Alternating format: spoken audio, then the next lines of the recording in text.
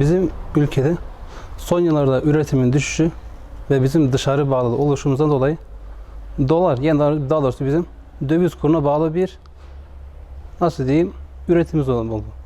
Buna bağlı bizim bakliyat olsun, yağ grupları olsun, diğer konserve ve bağlı gıda çeşitleri günden güne fiyatlar artmaktadır. Bunun temel sebebi de aslında dövizin sürekli yükseliş halinde olması.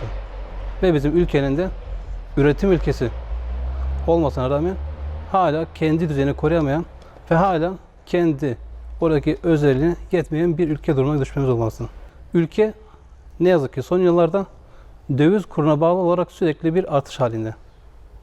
Biz dışarıya bağlı bir ülke konuma geldiğimiz için, tarım ülkesi olmamıza rağmen tarım ürünlerimizi dışarıdan aldığımız için buradaki temel sıkıntıyı yaşıyoruz ve sürekli de fiyatlara yansıyoruz. Hani önümüzdeki yıllara da aynı şekilde fiyatların yükseleceğini tahmin ediyoruz. Bu da temel sıkıntının tarım ülkesinin hala tarımı yeteri kadar desteklemediğini gördüğümüz için. Geçen yıla bakarsak aslında ortalama bir %20-30'luk bir bakliyat grubunda artış var. Hububat grubunda aynı şekilde artış var. Yağ grubu %50'ye varan bir artış var. Biz yağda da yine dışarıya bağlı bir ülkeyiz. Yani yine aynı şekilde kendimize yeten bir ülke grubunda değiliz. Kendimize yetmediğimiz için de sürekli olarak dışarıdan geliyor bize. Ve dışarıdan el mahkum döviz piyasası neyse biz de ona göre sürekli hareket ediyoruz ve ona göre satış yapıyoruz. Bu durumdan çok memnun değiliz. Hani için daha açıkçası halkımızın sıkıntıda olduğu durumlar oluyor bu durumlar. Temel gıdanın sürekli zamlanması, temel gıdanın sürekli fiyat artışına gitmesi halkının da zorlanacağı, halkının da sıkıntılar yaşayacağı bellidir. Biz istemeyiz ki yani halkımız daha pahalı yapsın, biz istemeyiz ki halkımız daha zorlukla yaşasın. İsteriz ki biz bugün örnek bir bulgur grubunu 4 lira satacağımıza 3 lira satalım, 2 lira satalım. Niye satmayalım ki? Tarım ülkesiyiz. Çiftçilerimizin desteklemesi durumunda, çiftçilerimizin yeteri kadar oradaki taleplerin karşılaması durumunda biz bunları yapabiliriz aslında. Biz dışarıya bağlı kalmadan kendi kendimize yetebiliriz. Kendim gelip bu söylediğim, yazdığım şeyleri uygulatıp yarım saate işi bitirmem gerekiyor. Olmuyor biliyor musun? Bir hakkımız var, iki hakkımız yok. Evet. Şimdi yağların yükseliş sebebinin dolardan dolayı, doların kurunun yükselmesinden dolayı yağların yükselişi de bu şekilde dolar kurundan dolayı aldığımızdan dolayı yükseliyor. Kurun yüksek olması, işte senede hasılatın işte düşük olması, roketlerin düşük olması, bir de yurt dışından işte Ukrayna'dan ve Rusya'dan yağın ihracatının az olması açıkçası. Bundan dolayı şu an fiyatların yükselişi veya bir yaklaşık %50'ye yakın zam geldi yani geçen seneye göre. Şu an yağda son durum bu şekilde, %50 yakın bir zam geldi. Mercimeğe gelince mercimek de aynı şekilde ithalat az olduğundan dolayı, mevsim zaten mevcutu karşılamadığından dolayı şu an bu şekildedir ve mercimek o da 8 liraya yakın dayandı galiba kilosu. Bundan ibaret. Zamdan önce mercimek fiyatı 5 lirayken şu an mercimek 8 ve 9 lira arası değişiyor. Yağ da 18 litre bazında işte 7-8 lirayken şu an 11 civarında falan. 11 civarı yakın. Bu durum bize çok yansıdı. Biz gittikçe işte kan kaybediyoruz, alım gücümüz düşüyor. İşte daha önce örnek vereyim, bir arabayı almamız gerekirken ve 100 ton veya 200 ton almamız gerekirken şu an işte 80'e düşüyor, 70'e düşüyor 100 tondan. Alım gücümüz düşüyor açıkçası. Yani bu şekilde noktaların da aynı şekilde alım gücü düşüyor. Çünkü fiyat yükseldikçe adam elindekini eski fiyattan satmak zorunda kalıyor. Bu sefer aldığı malı yerine koyamıyor. Yetkililerden bir talebimiz, yetkilinin şu an yapabileceği bir şey yok.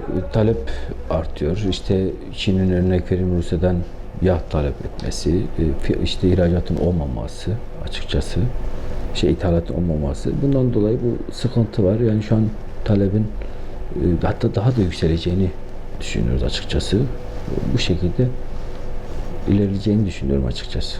Satışlarımızı muhakkak etkiliyor. Çünkü insanların artık alım gücü gittikçe düşüyor.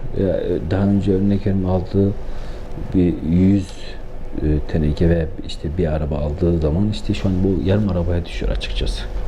Bu şekilde alım gücü düşüyor. Satışlar da düşüyor. Şu an pandemiden dolayı bu şekilde bir sıkıntımız var.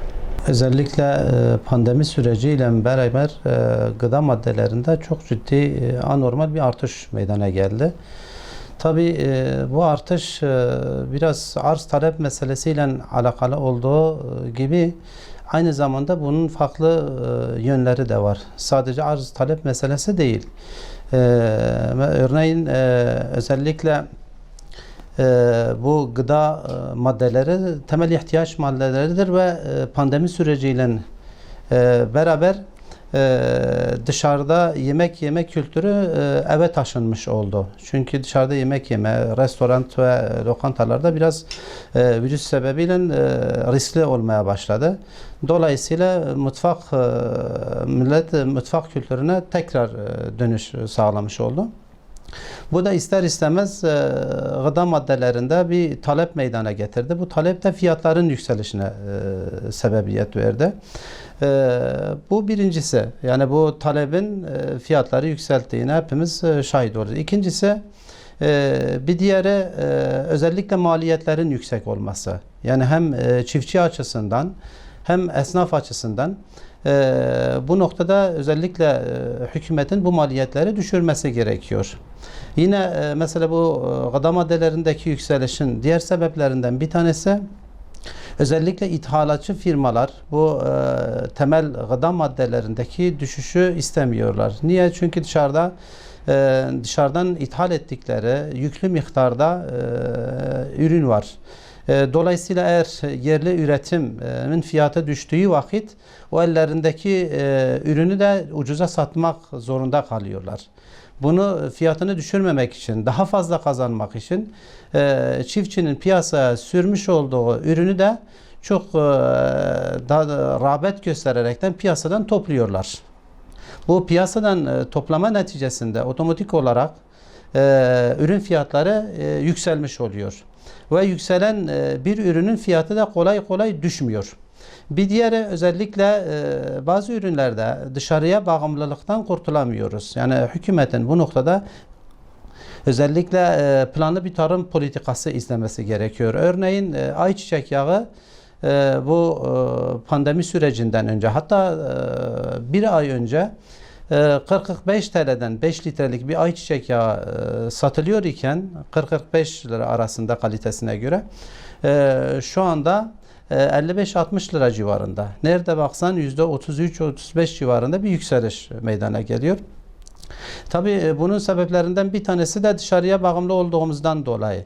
Yani tükettiğimiz ayçiçek yağının ancak 35'ini ülke olarak üretebiliyoruz. Dolayısıyla dışarıya bağımlıyız ve bağımlı olduğumuzdan dolayı büyük tüccarlar bu işin özellikle ham maddesiyle uğraşanlar, alıp satanlar birkaç tane büyük firmanın elinde. Bunlar da fiyatları düşürmüyorlar. Daha fazla kazanma adına mağduriyetler meydana getiriyorlar. Dar gelirli olan vatandaş şu anda çok zor durumda. Asgari ücretten çalışan. Yani şu anda asgari ücretten çalışan bir vatandaş en az 3 gün boyunca 18 litrelik bir ayçiçek yağı için çalışması gerekiyor. Şimdi bunun özellikle düşünelim, sadece ayçiçek yağı yetmiyor buna. Bunun bakliyatı var, hububatı var, çayı var, şekeri var, ulaşımı var, giyimi var. Dolayısıyla bu adam nasıl evini geçindirebilsin? Bundan dolayı özellikle hükümetin bu noktada hem ülkeyi dışarıya bağımlılıktan kurtaracak, hem özellikle dar gelirli olan, özellikle de asgari ücretle çalışan vatandaşı rahatlatacak adımlar atması gerekiyor. Tabii bunun çok belki farklı çözümleri de olabilir ama en başta devletin artık asgari ücretinden %40 civarında vergi almasından vazgeçmesi gerekiyor ki hem işveren açısından hem çalışan açısından bir rahatlama meydana gelsin.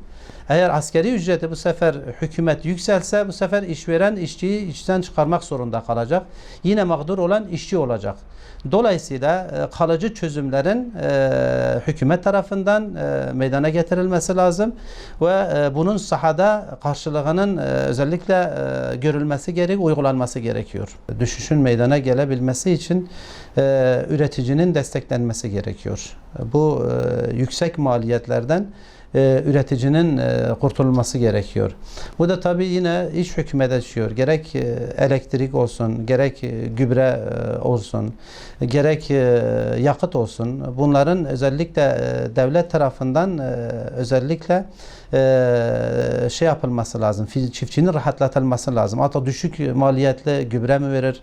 Elektriği çiftçiye daha ucuza mı verir? Artık yetkililer tarafından bu işin masaya yatırılıp hakikaten üretimdeki bu maliyetlerin düşürmesi gerekiyor. Bir diğeri özellikle ülkenin bu dolar belasından kurtulması gerekiyor. %99'u Müslüman olan bir memlekette hakikaten devlet eliyle faizin hala icra edilmesi ülke açısından bir ayıptır. Ve hiçbir şekilde hiçbir ekonomist kalkıp da faizin bir faydasından şu ana kadar bahsedemez ve edememiştir de. Madem ki faiz toplum için, üretici için, tüketici için, herkes için böyle bir beladır, hükümetin özellikle bu faizi toptan, temelden kaldırma çarelerine başvurması gerekiyor. Yani şu ana kadar faizden ekonomisi yükselen hiçbir ülke olmamıştır ve bundan sonra da olmayacaktır. Belki bu bir günde olmayacak ama bu periyodik aralıklarla bu faizin belasından bu milletin kurtulması gerekiyor.